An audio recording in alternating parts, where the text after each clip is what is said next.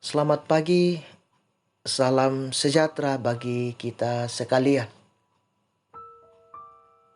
Kita berjumpa lagi dalam Renungan Harian Toraya, edisi Jumat 24 Juni 2022. Kita akan memulai menjalani hidup dan tanggung jawab kita hari ini. Sebelumnya itu mari kita bersekutu, membaca dan merenungkan firman Tuhan. Kita berdoa. Ya Tuhan, kami merasakan bahwa kasih-Mu terus Engkau nyatakan di dalam kehidupan kami. Terlebih khusus hari ini Tuhan, hidup Engkau karuniakan kepada kami. Kami sungguh merasakan kebahagiaan di hari yang baru ini. Kami akan memulai berbagai aktivitas hidup kami Tuhan. Kami bersekutu membaca dan merenungkan firman-Mu. Biarlah kuasa Roh Kudus-Mu Tuhan memampukan kami untuk dapat memahami firman-Mu ini, dan kami pun dapat dimampukan untuk mewujudkannya di dalam sepanjang kehidupan kami. Berkati kami Tuhan dan bersabdalah. Di dalam nama Yesus Kristus, itulah Tuhan dan Juru Selamat kami yang hidup. Amin. Bacaan firman Tuhan pada saat ini dari Galatia pasal 4 ayat 12 sampai dengan 20. Ayat 20 saya akan bacakan. Betapa rinduku untuk berada di antara kamu pada saat ini, dan dapat berbicara dengan suara yang lain, karena aku telah habis akal menghadapi kamu. Amin. Diberi tema menentang ketidakadilan. Saudara-saudara yang sama-sama dikasih oleh Tuhan, memperjuangkan keadilan dan menentang penyimpangan seharusnya menjadi ciri dari kehidupan orang percaya.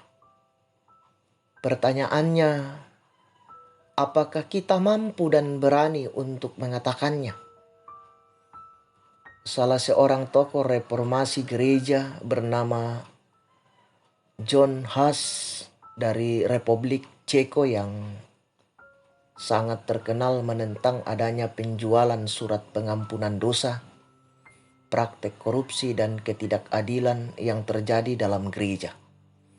Ia sangat gigih dalam menegakkan pengajaran yang ia yakini berdasarkan pada Alkitab. Sebagai Alkitab, dari ketegasannya dalam soal kebenaran, akhirnya dia dipenjara bahkan dihukum mati. Menghadapi eksekusi mati, John Huss hanya mengatakan Tuhan Yesus Kristus, hanya karena Injillah aku melalui dengan sabar dan rendah hati dalam menghadapi kematian yang menakutkan, hina dan kejam ini. Nah, saudara-saudara yang sama-sama dikasih oleh Tuhan, sama halnya Rasul Paulus dalam pelayanannya, sering mendapatkan penolakan dari berbagai pihak, khususnya orang-orang yang merasa kuat dan berkuasa. Paulus ditolak karena dia sangat gigih dan tegas menolak penyimpangan dan ketidakadilan dalam gereja. Namun dia tidak pernah takut dan mundur sedikit pun, bahkan ia secara tegas memberi jawaban. Apakah dengan mengatakan kebenaran kepadamu aku telah menjadi musuhmu? Rasul Paulus tidak peduli apakah dia harus dimusuhi atau tidak. Baginya kebenaran dan keadilan harus ditegakkan apapun resikonya. Nah, saudara-saudara, bagaimana dengan sikap kita terhadap ketidakadilan dan berbagai penyimpangan yang terjadi? Mau atau tidak, tanggung jawab kita adalah berjuang, menegakkan keadilan dan berani menentang penyimpangan atas nilai-nilai kebenaran. Janganlah takut, tongkat kekuatanmu adalah akan diulurkan Tuhan dari Sion. Memerintahlah di antara musuhmu.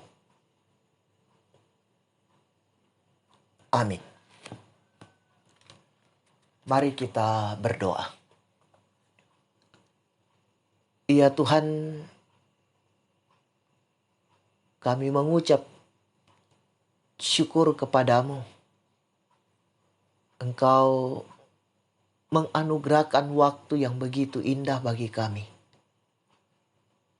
Mendengarkan sabda kebenaran-Mu yang akan menjadi penuntun dalam menjalani hidup karunia Tuhan. Allah Bapa di dalam sorga, ajarlah kami ya Tuhan dan kuatkan kami. Teguhkan kami, topang kami Tuhan untuk selalu setia. Menyatakan kebenaran, menyatakan keadilan di tengah-tengah kehidupan ini. Allah Bapa di dalam sorga, kami mendoakan kehidupan kami hari ini Tuhan. Biarlah kami dimampukan untuk dapat melakukan berbagai tanggung jawab dan rencana hidup kami. Bahkan ya Tuhan, kami tetap menyatakan keadilan, kebenaran di tengah-tengah kehidupan kami. Berkati kami semua ya Tuhan. Berkati pemerintah kami, saudara-saudara kami yang bergumul di tengah-tengah kehidupan ini. Allah Bapa di dalam sorga, ampunkan salah dan dosa kami di dalam nama Yesus Kristus. Kami datang berseru kepadamu. Amin. Selamat beraktivitas, Tuhan Yesus memberkati.